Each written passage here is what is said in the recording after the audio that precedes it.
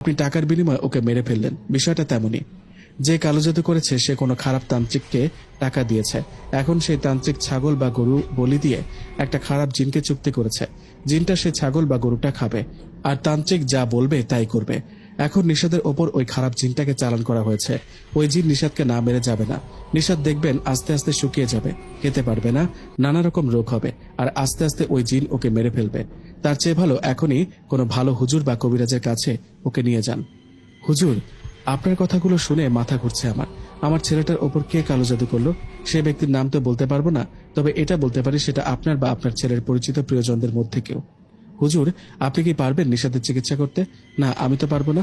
আপনারা আমার চেয়ে বড় কোনো হুজুর বা কবিরাজের কাছে চিকিৎসা নিন। মনে রাখবেন, ওই তান্ত্রিক নিষাদের ওপর যে জিন চালান করেছে সেটা অনেক শক্তিশালী। তাই করব হুজুর। আমার একটা মাত্র ছেলে, ওর কিছু হলে আমরা বাঁচবো কাকে নিয়ে? আমারই ভুল ছিল, আমার ছেলের কথা আগে বিশ্বাস করিনি। ওকে পাগল বলেছি, মাথায় সমস্যা আছে বলেছি, কত কথা শুনিয়েছি। হুজুর বলল, এখন তো বিশ্বাস হলো, এখন আপনারা চলে যান, আর কালকে ভালো কোনো হুজুর কবিরাজকে আপনাদের বাসায় নিয়ে আসুন। হুজুরের কথায় মা, বাবা ও আমি বাড়িতে চলে যাই। রাতে আমার সাথে ভয়ের ঘটনা ঘটে।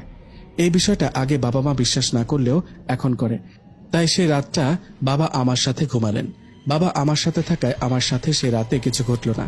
পরের দিন সকালে বাবা অনেক খোঁজাখুঁজি করে একজন কবিরাজকে আমাদের বাড়িতে নিয়ে আসলেন।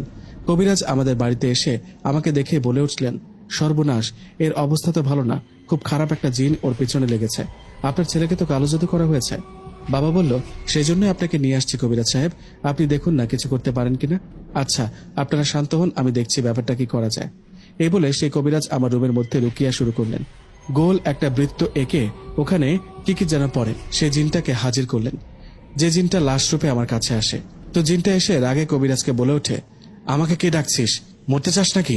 বাঁচতে চাস তো আমাকে ডিস্টার্ব করিস না, যেতে দে। কবিরাজ বলল, যা, যেতে দেব। তার আগে বলতো, তোকে এখানে কে পাঠিয়েছে, আর নিষাদকে বা কে কালো জাদু করেছে?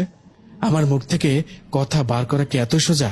আমি চুক্তিতে এখানে আসছি, আমাকে খুশি করে এখানে পাঠানো হয়েছে। এসব বিষয়ে আর একটা কথা বলবো না, না বললে তো তোকে যেতে দিব না।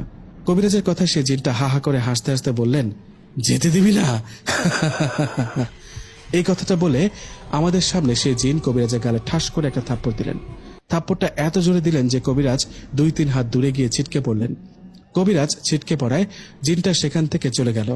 এদিকে কবিরাজ উঠে বাবাকে উদ্দেশ্য করে বললেন, দেখুন, আমি এই কাজটা করতে পারবো না, জিনটা আমার থেকে অনেক বেশি শক্তিশালী। তবে আমার পরিচিত একটা বড় কবিরাজ আছে, উনি আমার ওস্তাদ, উনি এই কাজটা করতে পারবে। আমি ওনার ঠিকানা আপনাকে দিয়ে যাচ্ছি। আর একটা কথা, আমি এই জিনের মোকাবেলা করতে পারবো না ঠিকই, তবে আমি এই ইঙ্গিত পেয়েছি নিষাদকে কালো জাদু করেছে ওর বন্ধুদের মধ্যে কেউ।